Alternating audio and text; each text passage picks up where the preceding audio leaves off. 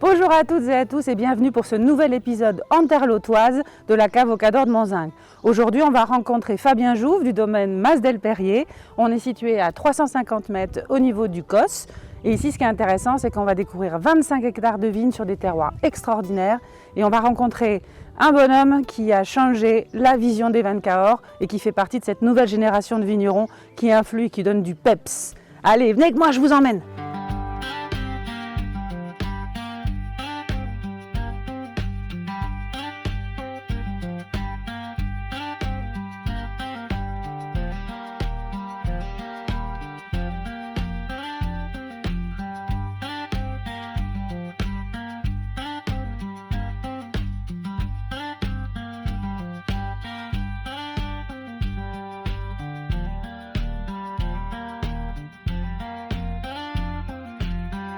Bienvenue. Merci.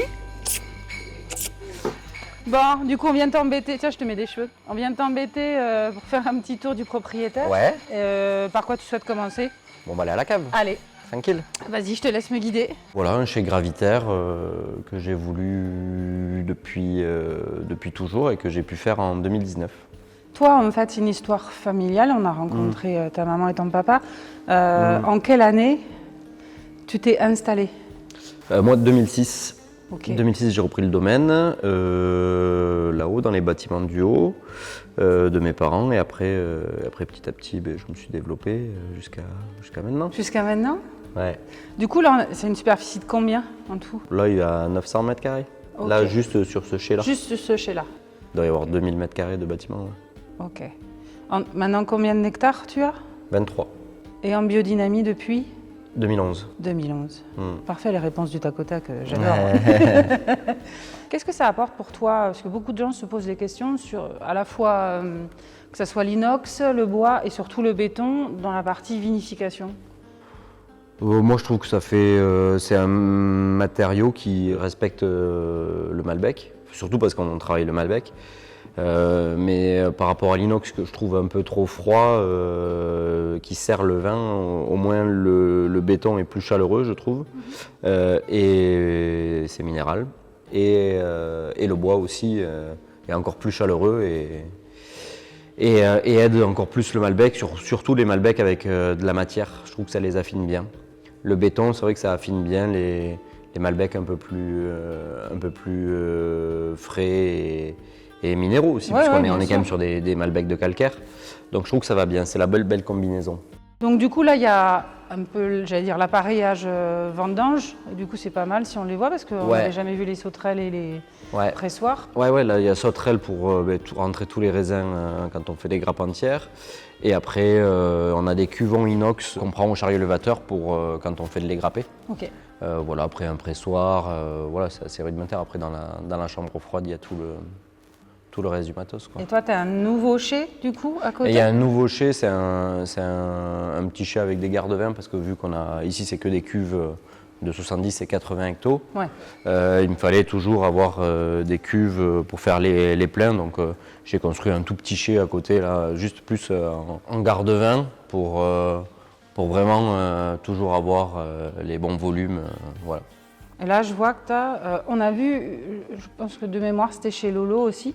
Qu'est-ce que ça t'apporte toi? C'est des garde-vins ça là? Là, les fibres de verre? Ouais, les fibres de verre. Oui, ça c'est des garde-vins aussi. On peut vinifier des grappes entières aussi dedans, mais c'est vraiment que c'est pas cher. Ouais. Donc voilà. Après, normalement, elles auraient tendance à disparaître rapidement. Mais bon, aujourd'hui, la conjoncture fait que on fait doucement. Comment tu la sens la conjoncture toi? Elle pique, elle fait mal. Elle pique ou elle est épique? Elle est épique, elle pique. Elle fait mal. Ouais, on était tout en haut et on a pris une fessée, ouais. Mais on a stabilisé, ouais. Heureusement. Donc Si il faut on est- que on était- les cavistes ils vendent du vin. Il faut que les gens consomment. Consomment du Ouais, vin, ouais. bien entendu. Et les cavistes vendront. Et oui. Voilà. Alors là, du coup, on est dans la partie vinif. Ouais. Si Vinif et un tout petit peu d'élevage. Et un petit peu d'élevage. On peut descendre à l'élevage des grands vins surtout. Ok, donc juste pour rappel, toi le chai, tu as suivi aussi la pente De la colline, ouais. Ouais. Et en quoi ça a une valeur ajoutée? C'est gravitaire en fait, donc on utilise moins les pompes et les machines pour transférer les vins. Donc c'est bien. Moins on touche les vins et mieux c'est, enfin je pense. Oui, mais tu n'as pas tort. Voilà. Du coup, je vais te laisser me guider. Vas-y, je t'en prie. Voilà. Alors, tout à l'heure, on a parlé des différents contenants de vinification qui servent aussi tantôt pour des élevages courts. Là, on est sur des... On n'a rien inventé, hein. Ça existe depuis que le monde est monde, mais en gros, c'est quoi pour toi la force de la terracotta ou du grès? D'ailleurs, il y a les... Non, Ouais, le grès, si, ouais, le grès il est là-bas, mais bon, c'est pas fou. Enfin, pour moi, pour mes vins. Non, la terre, elle a la capacité de faire respirer le Malbec et donc de polymériser les tanins plus vite. Il y a une légère désacidification aussi, donc ça donne des vins plus faciles à boire dans la jeunesse.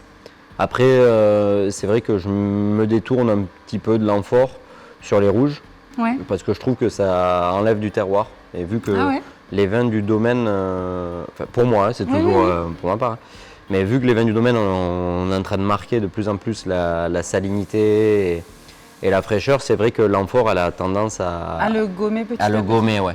Et en fait, j'ai développé aussi la macération orange voilée. Donc c'est pour ça que en fait, les amphores qui étaient sur les rouges, je les ai passés sur les blancs et on a développé pas mal le blanc. Après, j'ai quelques amphores de rouge que je viens diluer dans les grosses cuvées, soit de bois, soit de cuve béton. Donc tu fais ton assemblage ensemble. Voilà, okay, je viens juste assembler, mais c'est à quelques pourcentages, quoi. C'est un condiment. C'est un condiment, c'est bien dit. Voilà. 2011, c'est la période où c'est la biodynamie, les œufs, les amphores, les foudres. C'est une période un peu charnière.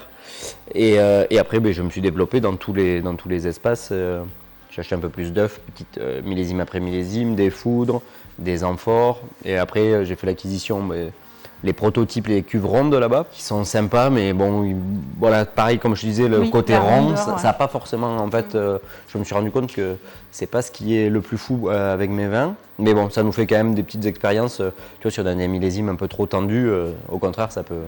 Assouplir un peu. Un petit peu, exactement, et après, bon, un œuf couché, la diamante, c'est un œuf couché, en fait, à l'intérieur. On ne croirait pas, mais voilà. Bon, alors, je vais pas faire mon argumentaire, tu vas faire le tien. Tu expliques ton logo? Le logo, c'est ce qui représente un peu pour moi la biodynamie et la polyculture. C'est une planète, une lune et une étoile qui sont dans un tout pour recréer un peu les fermes d'antan où en fait il y a plusieurs éléments qui travaillent ensemble pour aller dans le même sens. Et après, voilà, il y a c'est la biodynamie, la polyculture qu'on a mis en place sur le domaine avec les chênes truffiers, les lavandes, l'apiculture et l'élevage de cochons avec Eric, plus les fruitiers aussi maintenant qui prennent quand même un peu de place. Et aussi il y a ce côté un peu tête de vache, tout à fait. voilà, qui est quand même l'animal qui nous aide beaucoup pour la biodynamie. Avec la 500 et la 501, la bouse de corne et la silice de corne. Voilà, et la mariathune. Et la mariathune, Voilà, donc c'était ça, c'était un clin d'œil à ce qu'on essaye de faire et ce qu'on essaye d'être. Voilà. Pourquoi tu as fait ce choix-là? Parce que tu aurais très bien pu rester dans un univers de culture bio, j'allais dire. Oui, mais après ça c'est la rencontre avec des vignerons et des vins qui te piquent, et si tu es un peu sensible, tu te dis ouais, il y a du plus là-dedans. La biodynamie, c'est, comme je le dis moi aussi souvent, je radote, mais c'est le sel sur la truffe. C'est un exhausteur de terroir et on a la chance d'avoir des super terroirs calcaires. Et donc la biodynamie elle fait ressortir ce côté salin de plus en plus dans les vins. Et ce qui est bien, c'est que je trouve qu'on arrive à vraiment à signer nos vins de plus en plus. Depuis quelques millésimes, c'est assez flagrant. Voilà, donc on arrive à imposer un style Jouve et Mas del Perrier à Cahors, mais qui est reproductible. C'est-à-dire que même nos voisins les plus proches n'ont pas ce style-là, et ça c'est bien. Donc justement, le style Jouve, qui n'est pas reproductible, mais Jouve égale biodynamie dans la plupart des gens. Tu fais partie de cette génération de vignerons qui ont essayé de peut-être gommer les stigmates ou les colibets qui traînaient au basque du Cahors. Comment tu te vois, toi, là, dans l'appellation? Moi, après, je suis assez solitaire. Je me fais pas des réunions et tout ça là, ça m'intéresse pas. Parce qu'on a beaucoup souffert quand je me suis installé et tout ce syndicat, tout ça nous a pas forcément aidé en fait. On n'a pas vu de différence quand on était vraqueur. Et c'est vrai que la solution elle est venue que de notre engagement personnel pour réussir en fait. On a toujours vendu du vin à perte avec le syndicat parce que les prix étaient tellement bas, ils n'arrivaient pas à remonter. Et c'est en faisant de la bouteille, en étant solo que tu as réussi. Qu'on a réussi. Après, comme les vins, je pense qu'on a impulsé quand même depuis le début, depuis 2006, quand même un renouveau à Cahors que des jeunes vignerons ont suivi derrière. Je pense qu'on était au tout début.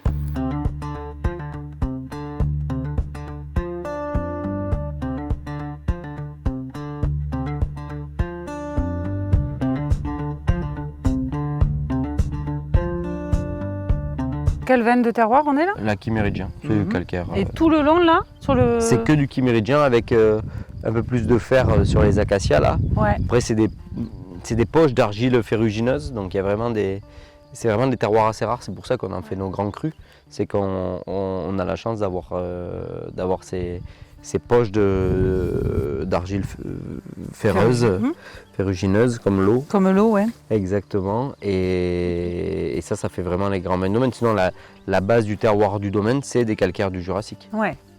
Voilà. Est-ce que tu penses qu'on pourrait éventuellement aller à la Roque pour voir si on peut faire le distinguo avec le Oui, on peut aller là voir ce sidérolithique-là. Ouais. C'était pas facile à dire. C'était pas facile là. Aller à la pièce, ouais. donc B763, pour voir vraiment les pierres de fer.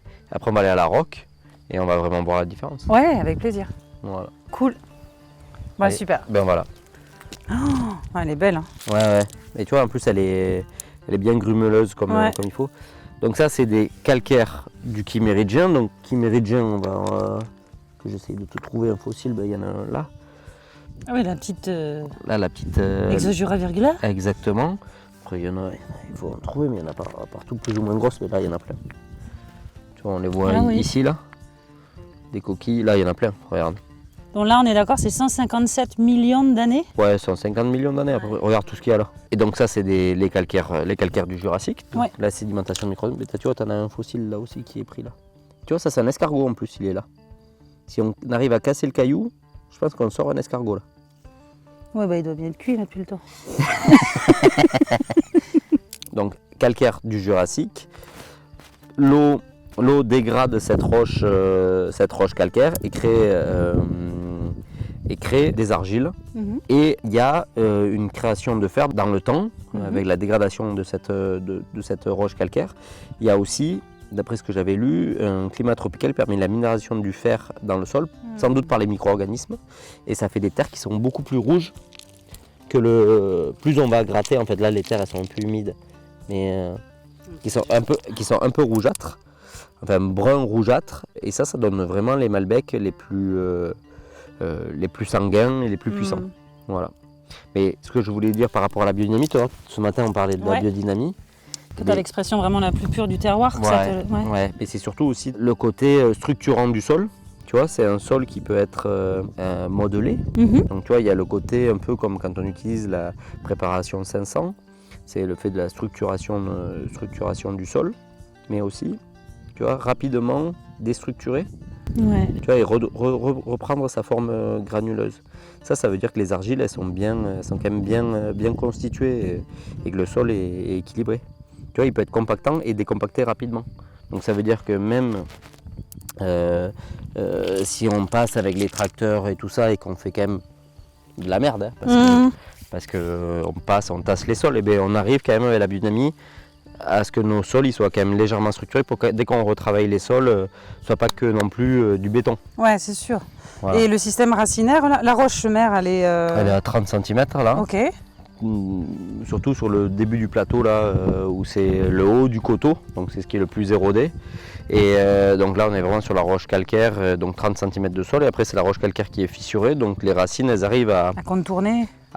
Exactement, et à se mettre dans des poches d'argile plus profondes, là où il y a l'eau, du vin, quand on goûtera les vins, et les sels minéraux qui ont traversé la roche calcaire. Ok. Ça, c'est un truc qu'on peut aller voir aussi, c'est voir un peu nos sols, comment ils sont faits, parce qu'à côté du tunnel, on a cassé la roche et on voit vraiment sur quoi pousse la vigne. La stratification. Ouais. Ok. Voilà. Et tu dis 13 pouces, ça veut dire 3 puits en 3 occitan. puits en occitan, c'est un réseau d'eau souterrain. Et là, tu as déjà fait venir un sourcier pour voir si tu en avais sur les hauts? Non, mais je pense qu'il y a de l'eau partout, de toute façon, bien sûr. Elle n'a jamais été trop un stress hydrique, celle-ci. Il y a des puits. Non, mais ça fait après 15 ans de biodynamie, il y a beaucoup moins de stress hydrique qu'au début. Donc tu penses que le fait de pratiquer la biodynamie... Il y a un enracinement en profondeur. Ok. C'est sûr. C'est sûr et sûr. C'est sûr et sûr. C'est sûr et sûr. Parfait. C'est plus que sûr. C'est plus que sûr. Donc là, on va voir au tunnel. Ouais, on va Allez, aller voir la c'est parti. certification. Voilà. Donc sur quoi on a planté les vignes? Donc sur tu vois, un mélange de calcaire et à l'intérieur de marne. Donc ça montre un peu l'eau et la sédimentation, comment c'est. Elle est dorée. Attends, c'est vachement beau. Ouais. Mais pour te dire, voilà, c'est comme ça que ça a été construit. Sédimentation de micro-organismes, argile, ouais. calcaire, donc sédimentation de micro-organismes, argile, et ainsi soit-il. Et putain, mais ça descend. 300 mètres. Arrête-toi. Je crois que le Quiméridien, c'est 300 mètres. Donc en gros, la hauteur du plateau où on est, en fait, c'est la... Quiméridien. C'est énorme. Ouais, c'est énorme. Ouais. Voilà. Ça, c'est donc chouette. voilà sur quoi on a nos vignes, et c'est pour ça que c'est des grands terroirs. Mais attends, la vigne a quand même une force, une pression particulière, parce que bon, tu as quand même le Oui, mais calcaire. elle passe, regarde, là au-dessus, il y avait une ancienne vigne. En fait, elle passe à chaque fois, Ah oui, là, on a la preuve en image. oui, mais il n'y a que des failles. Elle passe là, après elle va mettre des radicelles ici, ça va s'écarter doucement. Ouais. C'est pas elle qui va, mais regarde, elle cherche les failles. Et vu que tout est connecté, parce que toute la t'en as une roche, là voilà, Ah, elle est tu là. vois, il y a Ouais. une racine même qui était là. Donc elle est à, voilà, pareil, 2,50 m. Et ça fait que descendre. Dès que ça peut descendre, ça descend. C'est pour ça qu'on arrive à avoir quand même des vins avec de la fraîcheur. C'est parce qu'il y a une partie de nos vignes qui est dans cette couche d'argile qui est riche en eau.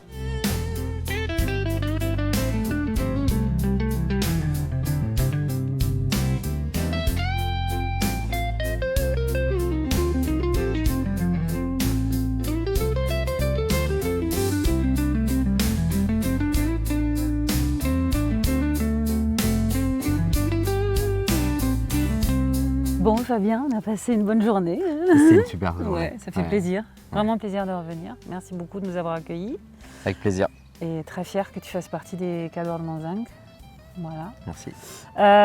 Une petite question avant de clore ce beau chapitre. Il y a un journaliste et producteur que j'aime beaucoup, je ne vais pas plagier, mais il dit cette phrase assez subtile, il dit la vie est une somme d'expériences qui nous apprend sur nous et sur les autres. Qu'est-ce que la vie t'a appris, toi? Qu'est-ce que la vie m'a appris? À savoir d'où je viens. Et c'est ce qu'on essaye de faire des vins qui viennent d'ici. Et voilà, et à essayer d'être des gens d'ici. Voilà. C'est bien ça. Deuxième petit point, tu sais, je demande toujours à mes cadors de me donner un petit bout de tissu qui soit les représente, soit représente leur univers de travail. Qu'est-ce que tu as décidé de me confier? Alors là, donc c'est entre toi et moi. Ouais. J'ai changé. Ah oui, t'as changé. Ah oui, sublime. Bah oui. C'est toi qui avais décidé de faire ça. Ouais, c'est vrai. Donc vu que tu es passionné de rugby. Merci. Et que c'est toi qui a fait un peu tout ça, et voilà, c'est le t-shirt de la Après, RWC c'est pas moi qui ai fait 2023. le t-shirt, c'est une ancienne collègue aussi, mais oui, l'idée, je suis d'accord. L'idée de faire pour la Coupe du Monde, et voilà. Et au début, c'était un slip. Oui. Mais T'as changé d'avis? Tu voulais pas te j'ai changé défausser d'avis de parce ton que slip. j'ai peut-être le petit souci. C'est vrai que sur la toile, avec la trace de pneu, ça aurait pas été... non, c'est pas beau, je quoi. suis désolé. Je suis désolé. Mais ça, je trouve que ça te représente. ça me représente et ça nous représente. Donc voilà, c'est un petit clin d'œil aux années que tu as passées à la maison. Merci. Voilà. Vendange 2023. C'est chouette. Merci. Voilà, fais un bon usage. Il sera très bien exposé. Et après, je vais me faire fort de vendre les vins encore mieux que je le faisais avant. Je n'en doute pas. Merci. On se fait un petit bisou? Sur la bouche? Ouais. Bon, merci. Bisous. Et bon courage dans cette nouvelle aventure. Merci infiniment. Allez, salut! Salut. Merci à toutes et à tous d'avoir suivi ce nouvel épisode en terre lautoise au sein du Mas del Perrier de Fabien Jouve. Je vous remercie de nous suivre de façon aussi assidue. Si vous avez aimé la vidéo, n'oubliez pas de liker sur le petit pouce bleu. Si vous voulez nous suivre assidûment, n'hésitez pas d'activer la cloche. Dans la barre de description, vous avez effectivement le lien pour aller sur la cave des Cadors de Monzingue et déguster l'intégralité des cuvées des Cadors sélectionnés. D'ici là, buvez bon, buvez vrai, buvez vivant, sans intrus ni entrants, avec modération. Et n'oubliez pas, les quantités sont limitées. Allez, ciao!